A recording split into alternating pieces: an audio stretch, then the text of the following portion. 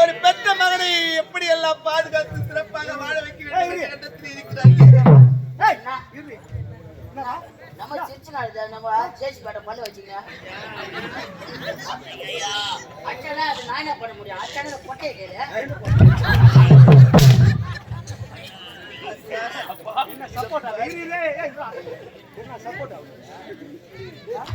பேச வேணாம் சொல்லு. வேணாம் சொல்றியே? பெற்றோருக்கு தாங்க தெரியும் பிள்ளையின் அருமை. மற்றவருக்கு என்ன தெரியும்? அப்ப எடுக்க தெரியல. ஒரு பிள்ளையை வளர்க்க வேண்டும், முன்னே பள்ளிக்கு செல்ல வேண்டும், பிள்ளை அழகு பார்க்கக்கூடிய ஒரு தாய் அவனை திருட போ என்று சொல்லி கொடுப்பது நியாயமாக? தொழில்